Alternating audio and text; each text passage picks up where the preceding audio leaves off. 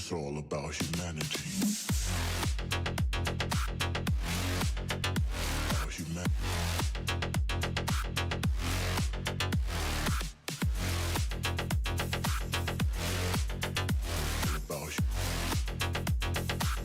It's all about humanity.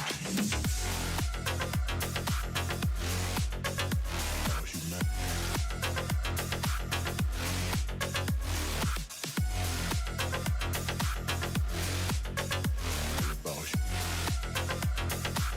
It's all about humanity.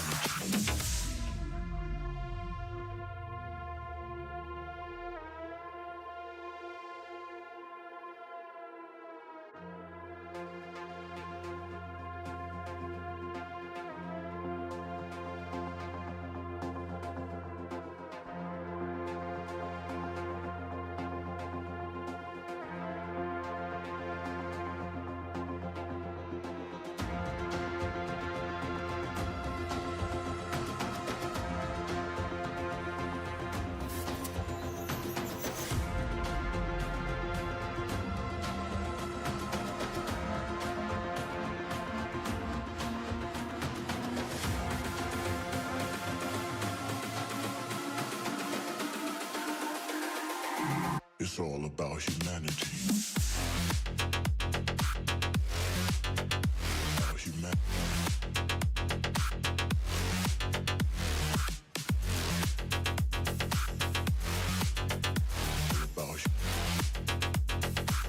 It's all about humanity.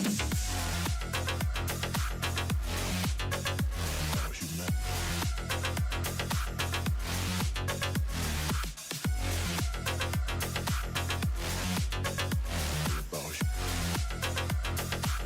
It's all about humanity.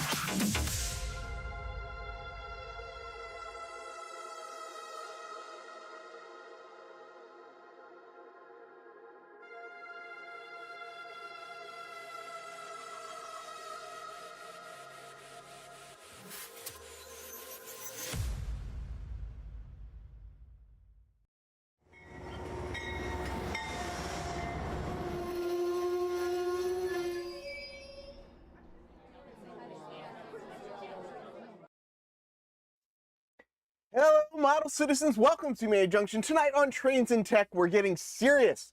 There's not going to be any joking around tonight. It's go time. It's time to buckle the belt, tie the shoes, do all that stuff that you're supposed to do when you've got responsibilities and things you need to get done. And if you don't know what I'm talking about, I got a little timer over here on the side. We're going to take a look at that real quick. So I don't know if you can make that out. But next operating session on the Riverside Transfer Short Line. 1 day, 21 hours, 56 minutes, and 51 seconds. And that's not a lot of time. And things are still, they're better. Things are better. But there's still some work to do, right? Like I can almost walk around the room. I haven't even gotten to the layout yet. And we missed last month's session. So we didn't run anything last month. So I need to get going on that. I need to get going on that. I don't know that I would say the floor is in shambles. I like to hope that this is not shambles, but this should be a pretty quick project right here, this stuff back here. What's here in the center, I'm going to show you in a second. What's over here in this corner, it's kind of just going to get shoved in the corner before the op session, because I don't know what the heck to do with that stuff. So I'm going to show you the results of the shelving build. I'll show you a little bit of the cleanup in that corner over there. I'm going to get some waybills, put in some car cards, and we're gonna talk about that over here. And if we have time, we're gonna climb under the layout and we're going to visit this little project over here. And what that project is, it's to make things go boom. And you'll have to hang out to figure that out. Split screen. Where, oh, you want to see like a split screen of the like before and after? Is that what we're doing? Oh, I keep disappearing on the left of the overhead view. So you know what that means, right? So what it is, that's very funny. I didn't know that was happening. Oh, I'm not gonna fix it now. We're just gonna ignore it. Does it do the same thing here? All right, I'll just remember not to use that camera. What that is, for those of you that don't know, is that's the joys of a GoPro camera.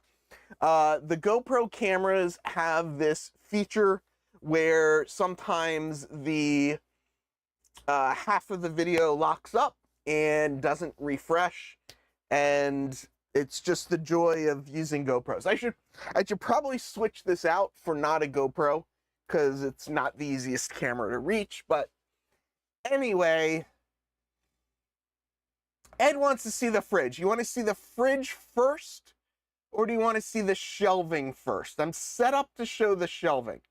We're going to show the shelving first. I do think I'm about to admit the same thing twice. I probably shouldn't have admitted it publicly the first time, but the first time I mentioned it is kind of on like a closed Discord, so I guess it was kind of okay to mention it there. So mentioning it here, I feel like I'm taking a little bit of an extra risk, but I got a fridge for this room. I was putting off getting a fridge for this room for a really long time because it just takes up space. I didn't know that it was really going to be such an exciting thing, but yeah. Basically what I'm saying is Ed O'Connell was correct. Getting a fridge in the room was a fantastic addition to the room. So now I've got my cold drinks, and during an op session, you could open that door and reach in, and we've got some nice cold drinks. That is about the smallest fridge that you can buy. The other purchase that I made was this Ryobi vacuum. As we talked about last week, I am a Ryobi battery guy, so I've got that system. So I bought their little dustbuster shop vac-ish type thing, and I got rid of my 3-gallon vacuum. So that cleared up some space, gave me some room for the cold drinks. So now if you come over here, you can get some cold drinks. So Don is asking the important questions, which is how many drinks will fit. So on the bottom shelf, you can get 1, 2, 3, 4, 5, 6 12-ounce cans. And then on the top shelf, I've got these like bigger, like 22-ounce cans or something. And there's 1, 2, 3, 4, 5, 6, 7 of those. And then I've got like 3 Arizona bottles on their side. So I don't know, it's like 24 or something. So with an op session of 4 people, having 24 cold drinks, I don't know. Hopefully that's enough. But yeah, it was $100 for the fridge. I'd been looking for one for a while. The reviews on it are not great. The reviews on it basically say, oh, it's gonna last about a year and then die. And I'm like, you know what? $99 for cold drinks. So I work, this is my work from home room. So I have cold drinks every day, and then I have drinks for the operators. Don's like all into this little fridge. Don't you have a fridge, don't you, Don? I thought that was I thought you already had one in your room, and you have a much bigger one. Let's see if we can find the dimensions of the fridge. Okay, so it is It is an 18-liter beverage fridge, 24 cans, mini fridge, quiet compression countertop, small fridge. And according to this, it is 16.7 inches high, 15 inches deep, and 11 inches wide. So this is the one I got. Oh, and of course it's $10 cheaper now because, of course, it's on sale now, and it was not on sale last week. So, you know, you can get it today for less than I got it, which I might just be reaching out to Amazon about that. But yeah, so that's the story. Oh, yours is at the pool. Oh, I didn't realize that. Don serves orange juice at his sessions. I guess so. I'm a little mixed as well, right? Like, I don't really want people having drinks on the layout. But what I usually do is I'll put like a chair in the center of the room, and people will put their drinks on the chair in the center of the room or something like that. So, you know, yeah, they make bigger ones. If you have more room, they definitely make bigger ones. No, so I've been looking at it forever. The prices were always basically $100. And it was Amazon Prime week, but it wasn't on Amazon Prime, so I just got it anywhere. I think Amazon might, I don't know if Amazon will do a price adjustment because it's like a lightning deal right now, but I will probably ask them.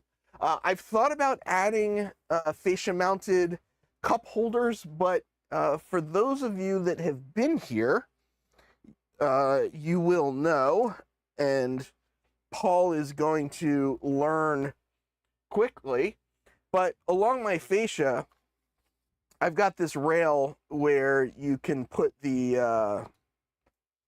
car cards. So I don't really want to put drink holders on that because then you lose spots to sort the car cards. But I thought about that. I did. So people can have drinks on the layout, but they can't have them around the layout. Exactly. I guess as long as they're not trying to live stream the op session, we'll probably be in good shape. For those of you that have been playing along, yeah, no, I mean, that's it. I used to keep all the food and drinks basically out in the hallway, so you had to open the door and go out in the hallway, so you can still do that, basically. But, you know, we'll see. So here's the other project. This was the project I was working on last week, and 3 weeks ago, and 4 weeks ago, and been working on it forever. So it's finally basically done. This is what the shelving unit turned out to be. It fits under here. I've got all of the, I've got all 12 of these sitting in there. Not all of them are full of things right now.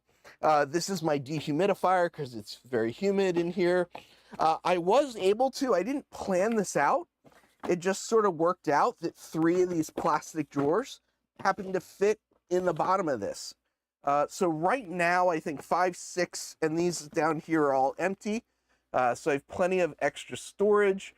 This one is going to be used for the car float, for cars coming on and off the car float. And now it's nice and, easy to get to. So it fits under there well. I think it kind of makes sense, I guess you can say.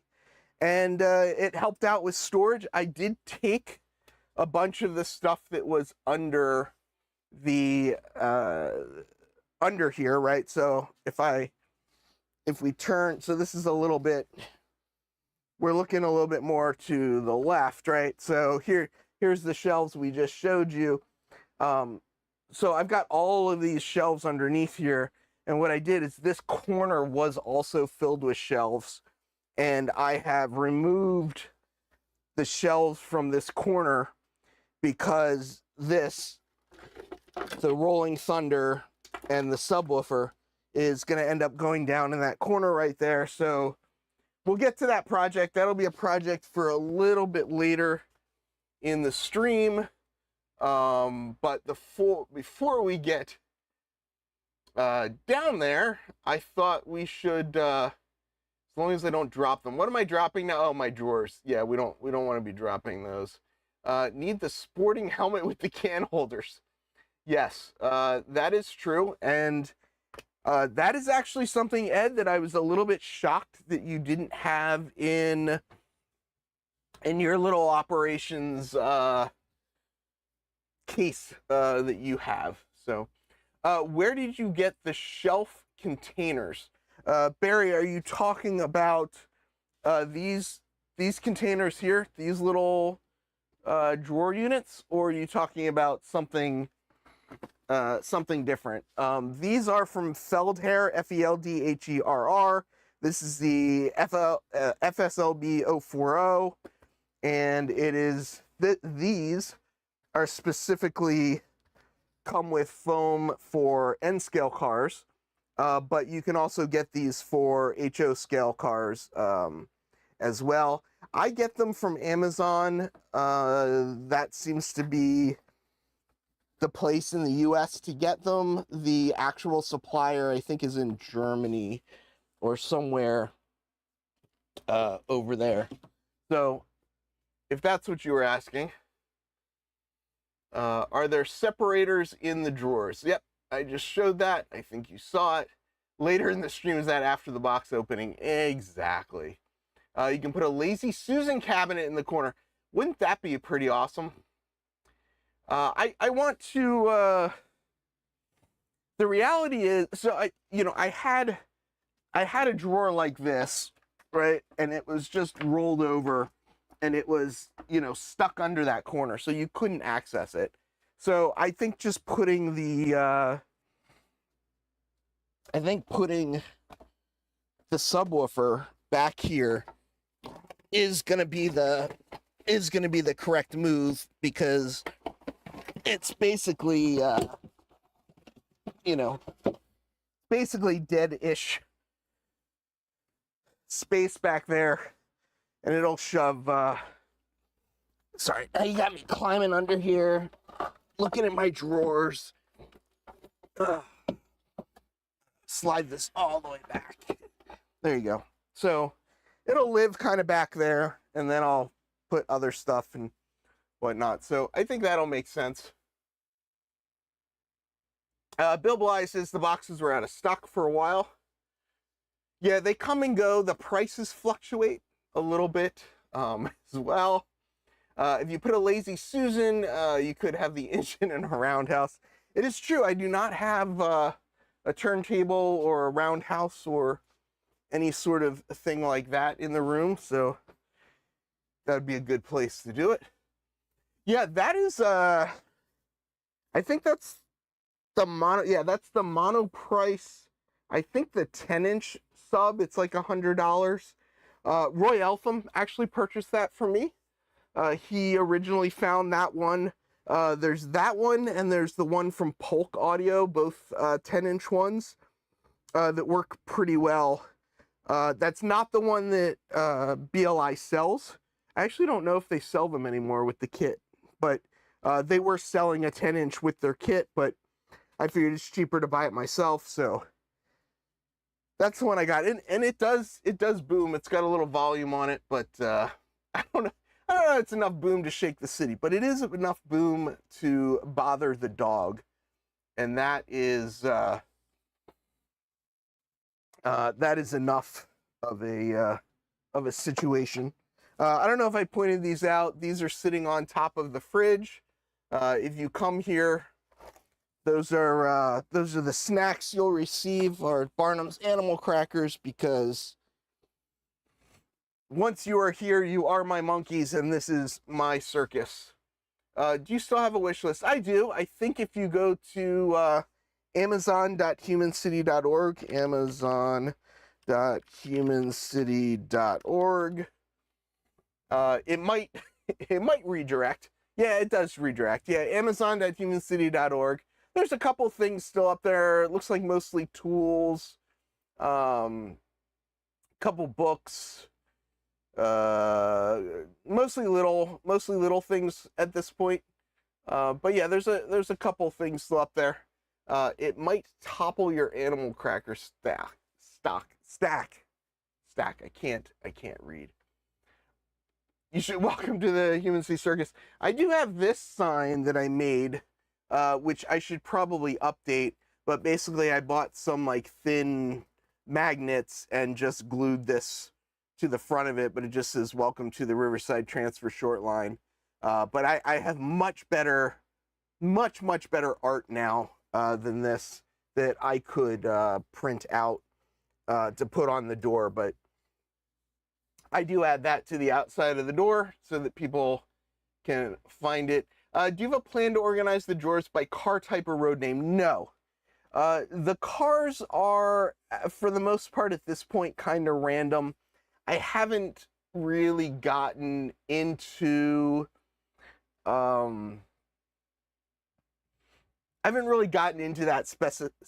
specificity. What I do have, and this is, I guess, kind of a good segue, I put together this sheet, and I keep knocking things over. Just knock these cars over. See, this is why you shouldn't use your layout as a desk, because I am continually knocking cars over. All right, so I put this together, and the idea of this was that the train master, or the person sort of overseeing the 40,000 foot view of the layout, can kind of analyze the progress and direct the engineers as to like what needs to be done. So, you know, for example, let's say the IRT powerhouse needs to be done. As the train master, I could tell the yard master, you know, please pull a train of IRT power cars, and then I could tell the engineer to please take that car and go spot it. This is kind of the overview of all of the, you know, the car cards and waybills. And, yeah, Matt, if you want to come in, you could show off ops, buddy. So there's a couple, if you're into digital stuff, I went analog, right? Like, I'm a very digital person, but I went analog with a lot of this stuff. There's a couple of good programs out there. Matt makes one. If you don't know, Matt Forkham is MF Railroad, I believe is his YouTube channel. Matt makes an Ops Buddy program that is based on, I believe, like an Excel spreadsheet. And then Joey from Late Night Hobbies also has a program that is car card based. So Matt's is more switchless based. Joey's is more car card based, but there's some cool digital programs. This is very analog though. Basically, it allows me to track whether a industry has been pulled and whether an industry has been spotted. And this is what I initially made. And then I just knocked things over again. This is what I initially made, and then I decided that this was too big. I couldn't like carry this around with me, that this would be kind of insane or crazy to carry with me. And do I really need all this information? Like, I know the layout. I don't need to know what the zone names are. I don't need to know whether it's a trailing point or a facing point, because I already know that. Really, what I need is the track and whether it's pulled and spotted.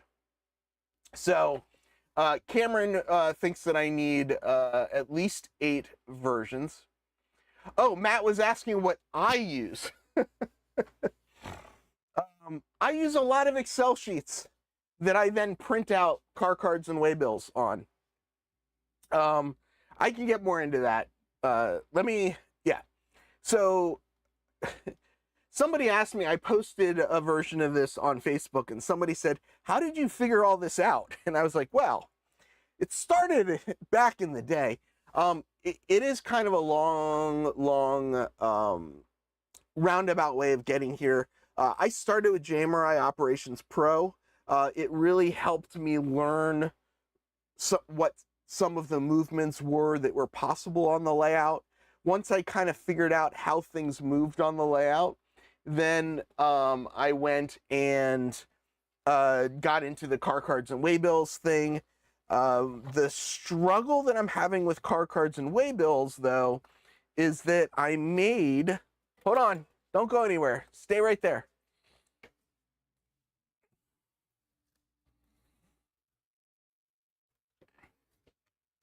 All right. Is everyone still here? So I made these job cards, right? So like I would say, okay, like, you know, you're going to run SC 214 and, you know, here's what the job says and here's the pro tips if you want to use them. And I thought that like, oh, like that the operators can kind of figure out which train is next. And I kind of realized that that was putting a lot on an operator that doesn't really know the layout. And one of the things I've also been trying to figure out is I want to bring in somebody remote. I want to be able to say, hey, Don, you're sitting at home on Friday night. Do you want to basically be the train master / dispatcher for the layout? And I would give Don access to being able to throw all the switches on the main line so that he can monitor all the mainline traffic. And what Don would also do is the yard masters and the engineers would radio into Don and say, Cortland Yardmaster has 8 cars ready to go for IRT Powerhouse. And then Don would say, hey, engineer number 1, when you're finished with that job over there, go to the Cortland Yard and pick up those 8 Powerhouse cars. And, and that's going to be your next job. And then Don would basically use this sheet sitting at home, to track what's been pulled and what's been spotted. And he can kind of be, the 40,000 foot view sitting remotely, tracking all the car movements. And he'd use the radio to call the crews and do that. So that works great if you're sitting at a desk and you have space. But right now, the train master is just going to be me. And I don't really have the ability to like carry this around with me, right? Like what am I, like I already have, so this is part of my train master sort of grid. It shows like if anything is shorted. It allows me to turn track power on and off. It allows me to turn off block power to the different tracks and stuff like that. So I've got this like thing here that I already need to carry. So I can't really carry this and this. Like it just doesn't work. It's just too much stuff. So what I figured that I would do is I took this sheet that we're talking about here and I condensed it down to the information that I need. Don was in from the second year at virtual operations. Yeah, I would totally do it. And I'm sure other people would do it. And what's important to me, I know, I've said this before. If you've been here before, you've heard it 1,000 times. What's important to me with model railroading is I want to share it with as many people as possible, which means that in order to do that, I can't require everybody to come to my little room in Manhattan. I mean, there are people that live in Queens that won't even come into Manhattan because they're afraid of the traffic. I've got a guy from Rochester that's going to take the train into Penn Station, and then another guy is going to go hold his hand from Penn Station up here to my my little hole in the wall. So I figure the best way to be able to get more people engaged is to make more things, remote and whatnot. So what did I do? God, you guys keep distracting me. It's like trying to open a box around here. Yeah, hold this hand from all the way to the one train station, and then from the train station.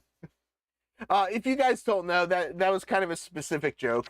Paul Stamp from Finger Lakes Railway, who is up in Rochester, is coming down to the city to watch a Mets game, and he has, for some reason, decided to risk his life and come into the city to operate on my layout. Dennis, who is much more of a city boy, but does live outside of the city,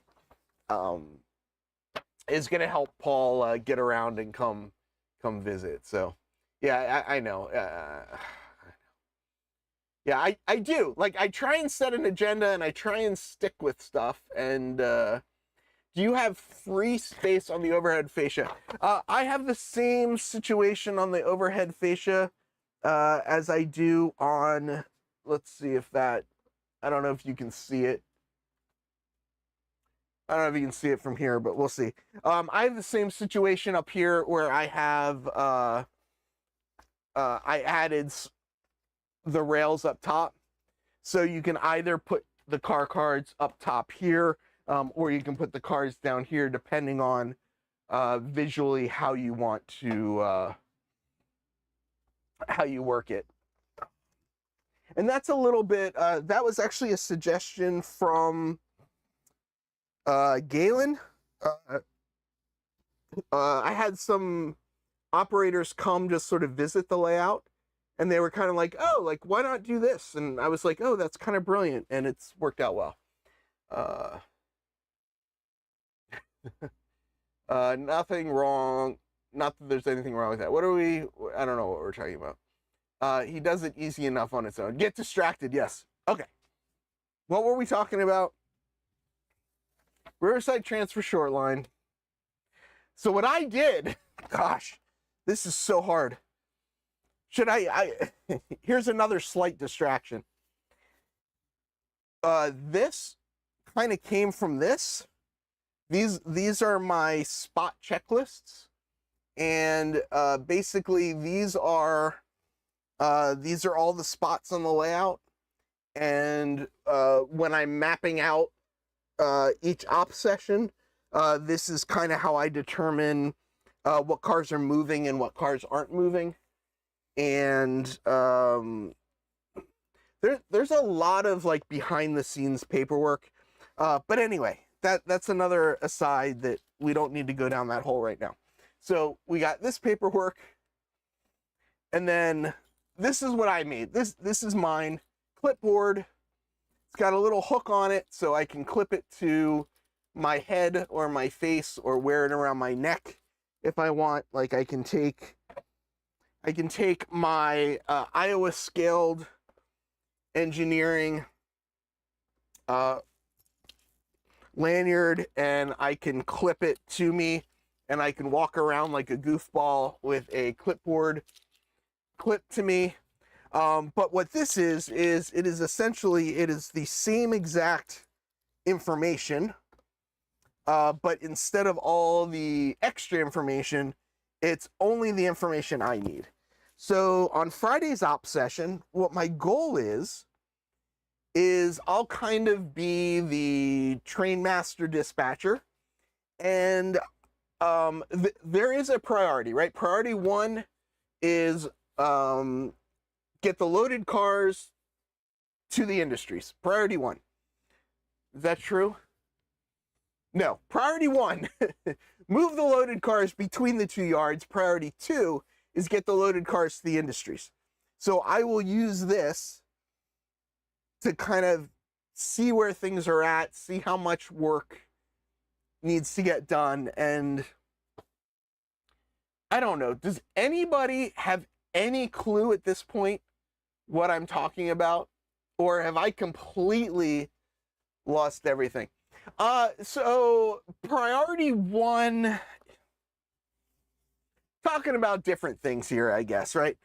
Car movement, priority number one is to move loaded cars from the 1 yard to the other as required. That is rolling stock.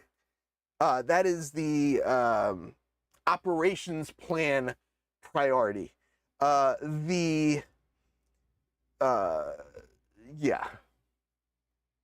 I know. See, at least somebody likes the colors. These colors are everywhere. right? So if you look around the layout and you say, okay, purple, right? And then you look at the signs up on the fascia, the purple matches the purple matches the car cards, everything it matches. So everything is color coded. Who's saying ding? You successfully derailed me. Ding. Benetton for railroading. One way to look at it. All right, so we're going to get rid of that. What did I say I was going to do? This might actually kind of answer Matt's question a little bit. How do I determine car movement on the layout? And I'm going to do this right now, because if I don't do this, so I know I said, right, like if we look at this, right, I said, okay, I have 1 day, 21 hours, 24 minutes, and 16 seconds now to the start of my next op session. Friday is really busy for me, so I really have to get it all done Thursday night. So if I can get this taken care of tonight, then tomorrow I can clean the track and check all of the locomotives. And then at some point, I still need to set up the proto throttles. Anything that doesn't get cleaned up, I can just throw it out in the hallway. And my old layout was color coded. Yeah, okay, so Steve says, unless they're colorblind. Yes. That is why everything is also numbered. It's not numbered there. Where is it numbered? I can show you. It's numbered here. So, yes, everything is color-coded and numbered, right? So Manhattanville is purple. It's also 31. FW Web is, you know, it's purple. It's also 711. So it's color-coded and it's numbered. So if you can't see the color coding, you can see them. Cards are not printed in Brazil. They're printed right here on my laser printer. How about a video putting a magnet on the new fridge? I don't know that it's magnetic or not. Who knows what you said or what you're going to do? I don't know what I said. So Matt was asking how the heck I do all this.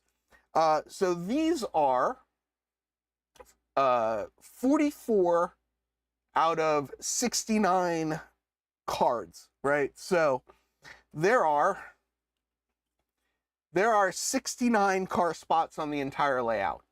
But for each session, we're only going to move 44 out of those 69 cars, right? Because we got to have some stuff that doesn't move or whatnot. So what I do is I go into my box of car cards, and I do this, and I do this, and I do a bit of this. And then when I'm done sorting, I go through and I pull out 44 of these. So it's basically random. I'm pulling out 44 cards. They could all be for one area for all I know, but they're not. That's how, you know, that's how we should bring their sticker for the fridge. Oh, that's an interesting point. I have a ton of stickers that I didn't really have anywhere to put. You know, if everyone that comes to operate here puts a sticker on my fridge, I'll get through like 5 operating sessions and the fridge will be full of stickers.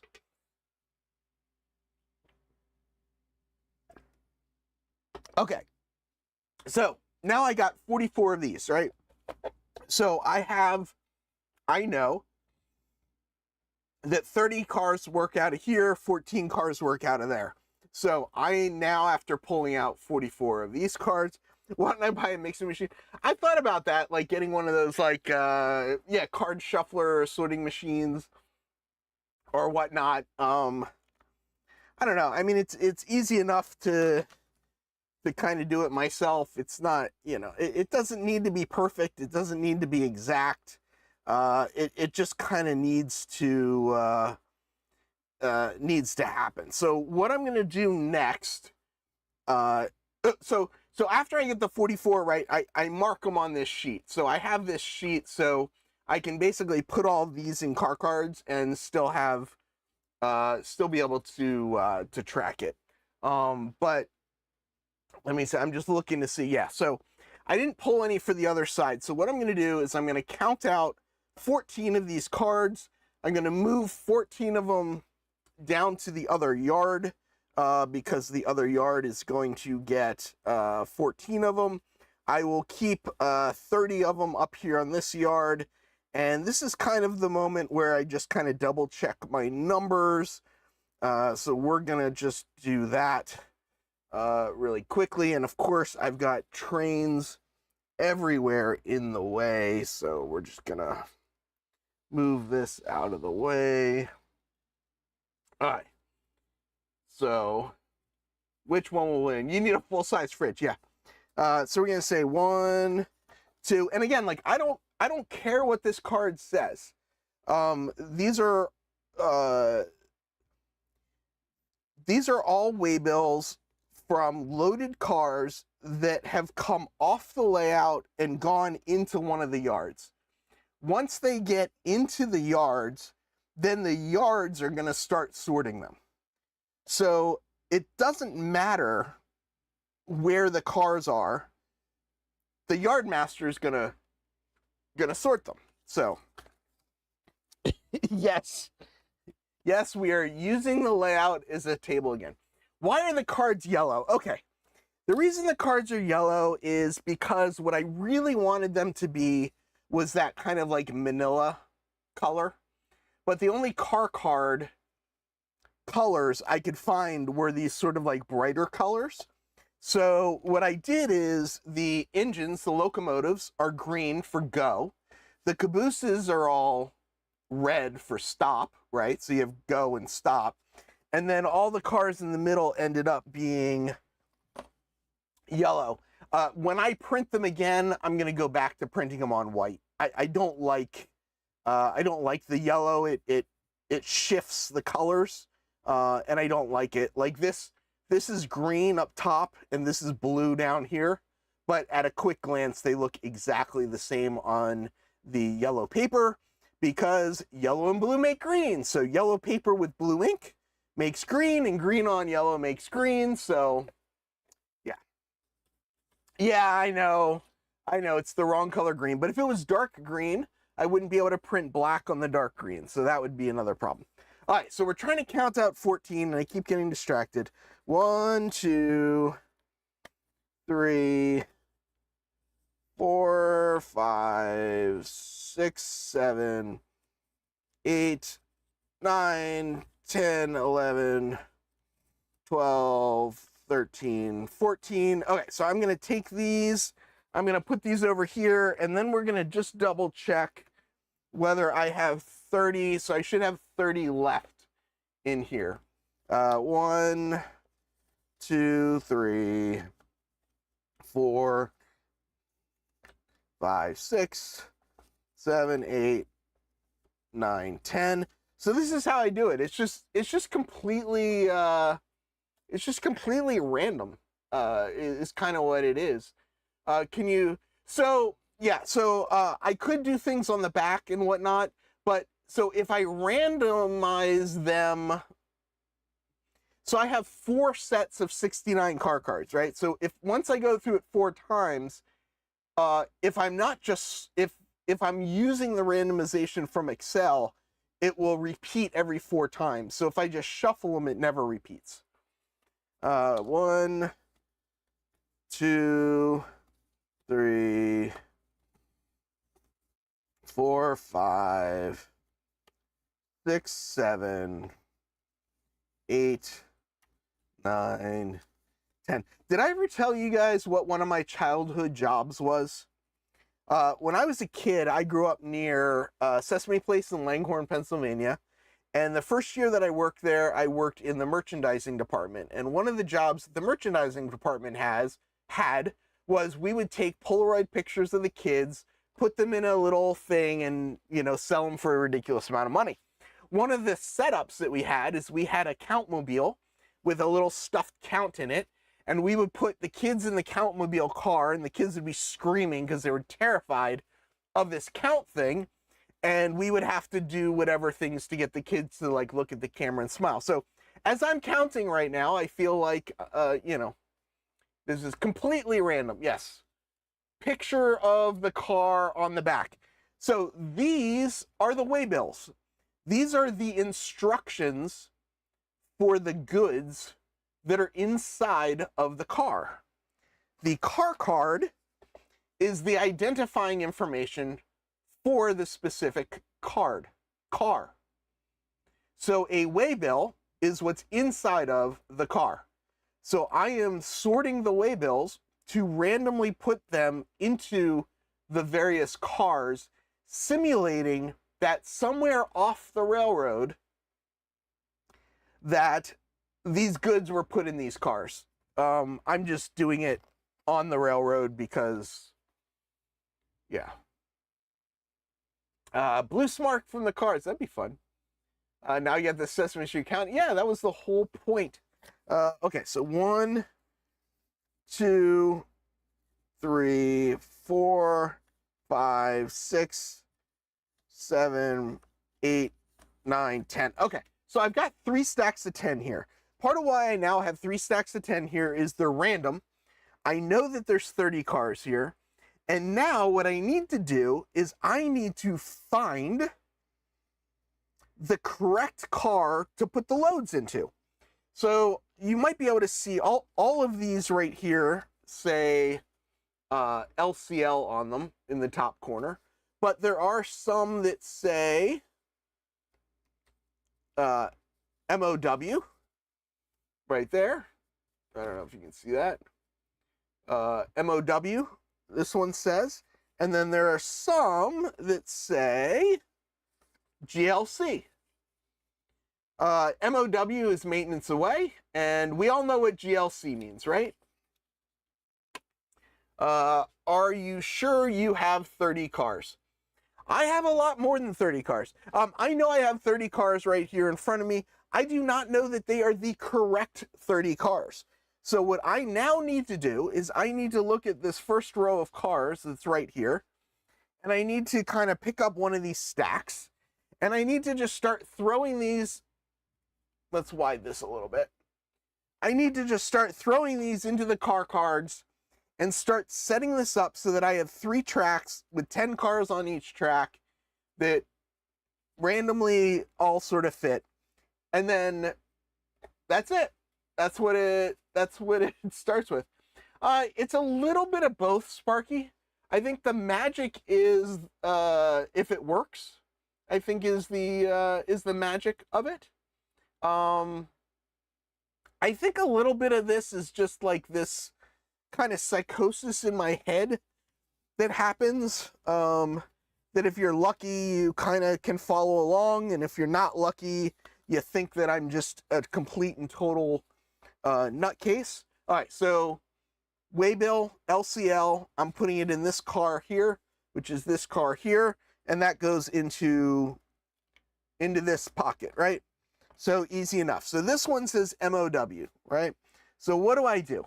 I look on the layout and I say, oh, look, here's an MOW car. It's on the wrong track. It's in the wrong place. So what I'm going to do is I'm going to break this apart. I'm going to slide this out of the way. I'm going to take this MOW car. I'm going to put it on the track right here. And now, do I need to do this? No, I could have just left it where it was, and I could just sort the car cards, but whatever. This is just how I do it. I do this a little differently if you guys weren't watching, but anyway, so here's in the MOW car. So now I take the car card for that FEC car. I put this in here and I put it here, right? So when this get picked up, now those are the 2 cards. So the next one's an LCL car. So we'll pull the next car in order, which will be this guy. And of course, the next one is another MOW car. So I'm looking to see, and I see there's a CSX MOW car there. So what I'm going to do is look through the car cards and find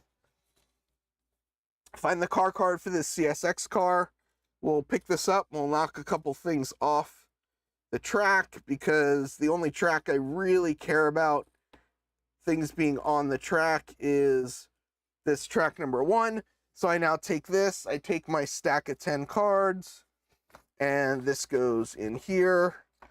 Then we got this pacemaker car, which is LCL, so that's perfect. Then we got the gold NMRA car, so that goes in there, so that's perfect. And then we've got this Maney Central, gets this car card because it's an LCL car card. And then the next cars that I have are these tank cars, and these tank cars are my GLC cars. GLC stands for glucose, just because it was a 3-letter word for sweet that I could come up with, so they're my sweet cars. So these tank cars are all sweet tank cars, so I'm just gonna slide them up here for now, get them out of the way because they're not going to be used right now, which brings this Pennsylvania car down into the front here, which is this car card here. So we're going to take this, put this in here. That goes there. This is LCL. So this will get this hydro cushion car, and that'll go there. And then this is the LCL car, and this will get the green St. Louis car. So now I've got 10 cars on this track, from the PL&E car here to the St. Louis car here. And if I go through these 10 car cards, those are the 10 cars right there. So lickety split, that one's done. Easy peasy, lemon squeezy. We're going to move on to the second yard track. And we're basically just going to do the same exact thing again until we have 10 cars on this track. And once I get done with these 20 here, we'll go over there and we'll do those 14. So let's just keep going. How do you make a train move? So far, no things. I make the trains move with the locomotives, which are down there. If I was doing this, in general, when I'm doing this, I don't have to move this many cars around by hand. But it's just sort of the way it's working out today. So that's just kind of how I'm doing it. But yeah, it just kind of, it is the way it is. So we're going to find this car here, which is the Great Northern car, which is this one. And I don't know why these car cards are out of order. We're going to put this LCL car here. And of course, right away, we have a GLC card. I know you guys can't see that, but it is a glucose car. It goes to Croton on Harmon.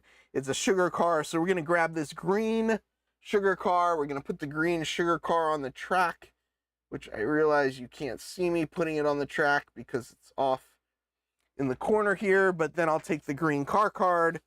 I'll put the car card thing in there. All right, so the next one's an LCL car. So we've got the Parrot car, which is this guy. So we'll put that in there. Next one's an LCL car, and it's the Columbia car. So we'll put that in there. This is the SORC Foothills Pears car. That's going to go in there. Another LCL car, which is the Brookside Fresh Milk car. This is the Eagle Beer car, which is going to go to the Powerhouse. Now I've got another GLC car, so we're going to split this here. And I actually know I'm going to have some extra cars here. We'll put those back on the tracks in a little bit. But I need another GLC car. And I do have box cars as well for the GLC stuff. But just because the ones I have in front of me are these, we're just going to use these. So we're going to put this red tank car there. So here's the GLC, and I find the tank car card for it. And I know, like, some people are probably like, oh, this is a lot of work. Switch lists are so much easier. Why are you making everything so complicated? Blah, blah, blah, blah. I enjoy this. I mean, I get to see all my cars. I get to kind of inspect them. This is one of my favorite cars on the layout right here. It's a weathered Riverside transfer car from Joey at Late Night Hobbies. So it's always fun when I see that car. Here's a Stark Brothers, Gray Bear car, which is always fun to see. So that goes there, and now I've got 2 tracks worth of 10 cars, so I am 2/3 of the way there. Let's see what Snarky comments. How long does it take you to set up a session? It depends on where the last session ends.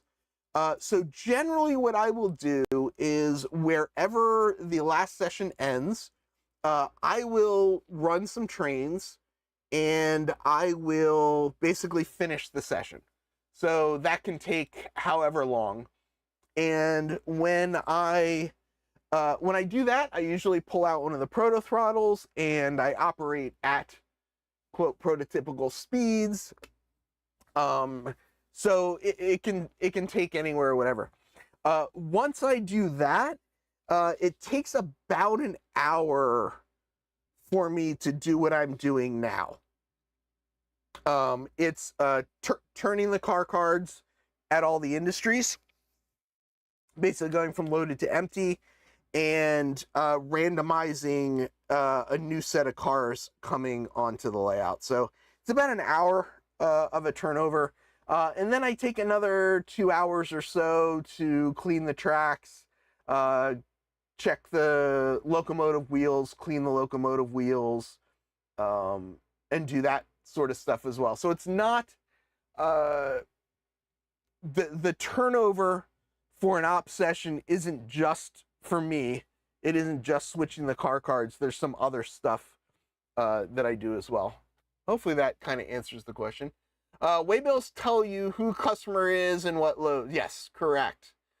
I wonder if one of my cars is going to make it on the layout this session.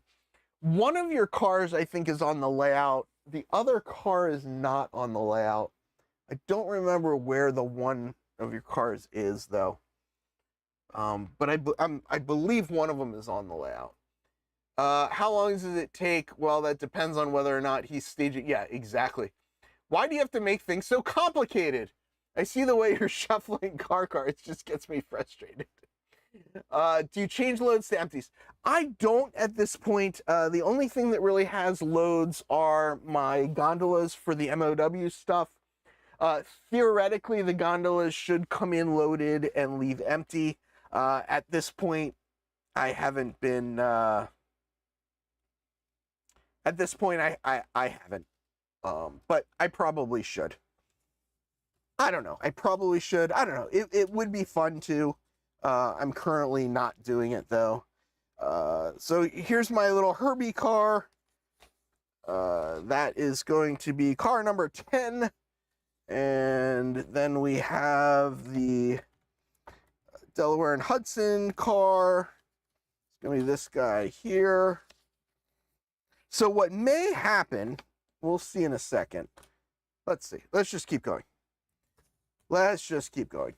What am I doing? Does anybody have a clue? I certainly don't. Great Northern, Great Northern. This is definitely much easier when people aren't watching me. I will say that for those of you that are wondering. And for those of you that think re-railing N-scale cars is difficult, you can kind of see how quickly I am doing them here. And I think I just may have noticed a problem. And I'm going to try and fix it right now without making too much of a mess. This goes there, this goes here. So I put the wrong car card in for the wrong car, which would have completely confused things as well. A couple people are heading off to bed. Of course, I am still going because I'm always going. Okay, so here's another MOW car. So at this point, though, I don't have any more MOW cars down here. I've got 1, 2, 3, 4, 5 box cars, 2 sugar cars. So an MOW car. So what I do at this point is I go down here to the Riverside yard, and I pull the one of the MOW cars off the Riverside, and I bring it up here because due to the random sorting of the car cards, instead of starting down there, it's starting up here. So I just move it. I don't, it's just what I do. It's just simple that way. All right, so I need the Nash car. Where's the Nash car? Who can find it? It's right here. Good eyesight. So the Nash car goes here, and this goes in here. So when the yardmaster comes and starts looking through these cards, he is obviously gonna just start sorting them by the car cards. And theoretically, there's some randomness built in because of just sort of the random sorting of the cars. There's some randomness of type cars that came on the layout, and there's some randomness of other things. So we've got 2 more box cars, and I don't know where the car card is for that guy. We're gonna have to find that, because that's gonna be a problem. Who knows? Has anybody seen the car card for this guy? Where is it? This kind of thing happens all the time too. Like, where could this car card have gone? Like, it makes no sense. This should be going in here now, but we can't find the car card. So now we start looking for a car card. 1, 2, 3, 4, 5, 6, 7, 8, 9. That's right, 9 there. Yep. Here. 1, 2, 3, 4, 5, 6, 7, 8, 9, 10. That's 10. And this should be 10 here. So these 2 cars are here. Oh, you guys can't even see what I'm doing. Those 2 cars are here. So this one needs to go with this car. These 2 car cards go here, but I can't find the car card for that card. And I keep looking on the ground thinking, oh, maybe I dropped it. Maybe it's like up on top of something. 1, 2, 3, 4, 5, 6, 7, 8, 9, 10. It's got to be around here somewhere. I mean, the car made it down here to this yard somehow. So it's got to be around.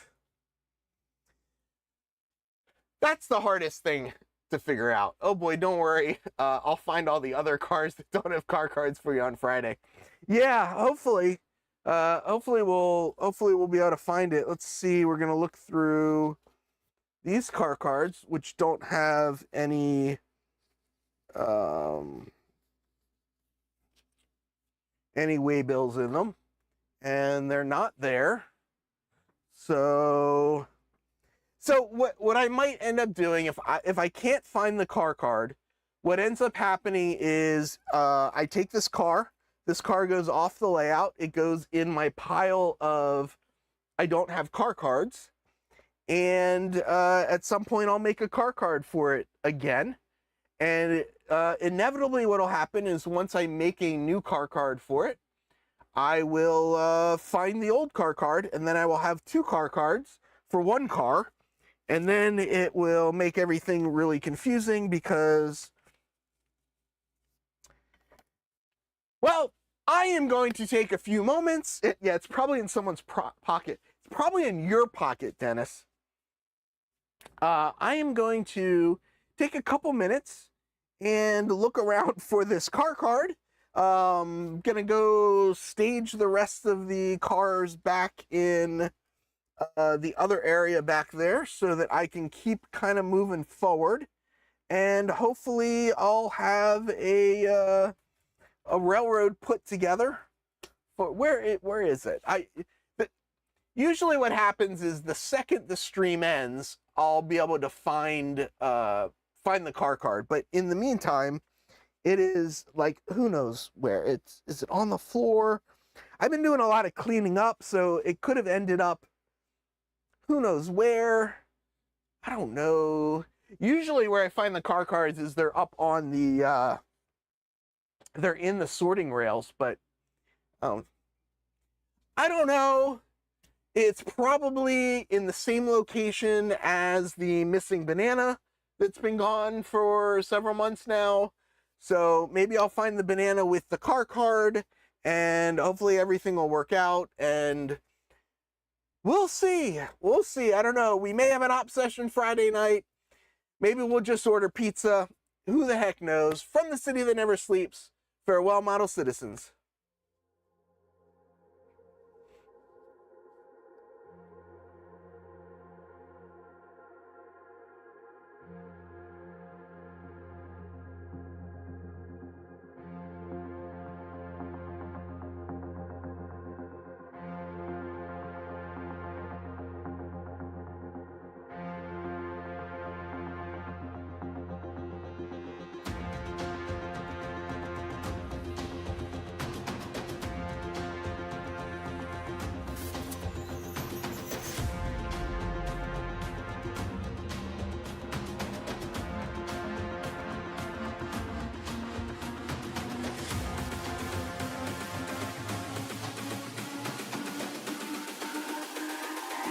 It's all about humanity.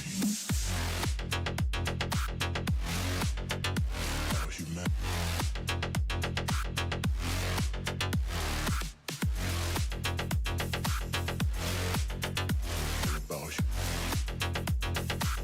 It's all about humanity. About humanity.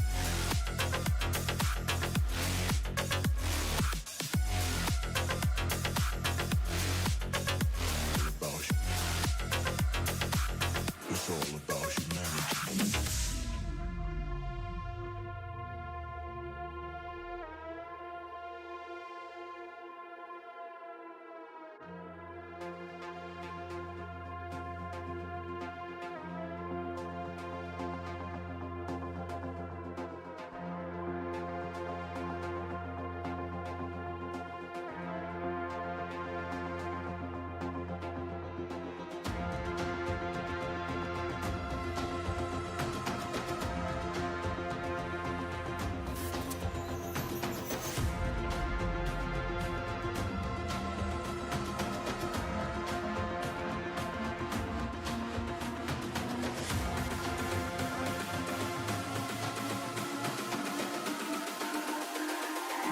It's all about humanity. About humanity.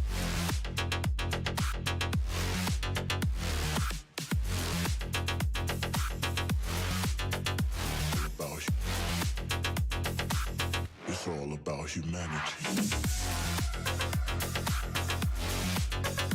About humanity.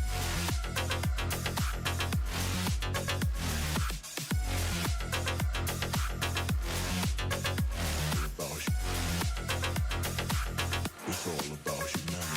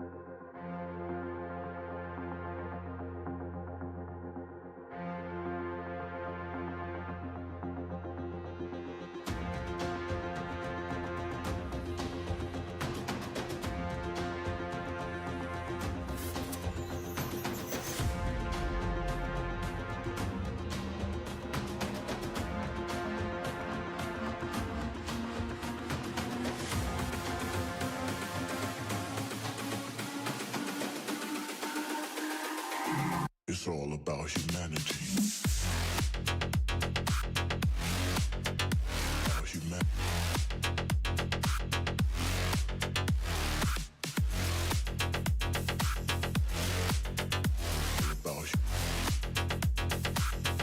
It's all about humanity.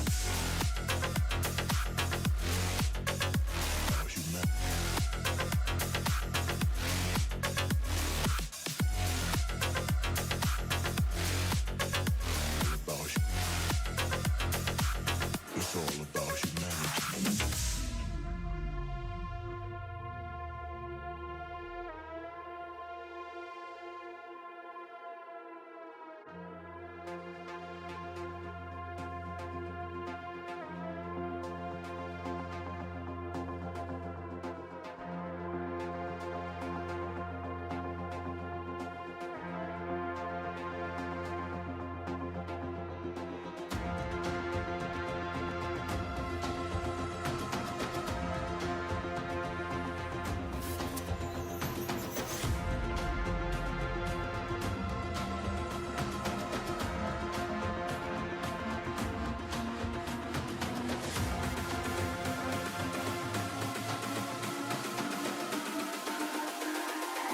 It's all about humanity.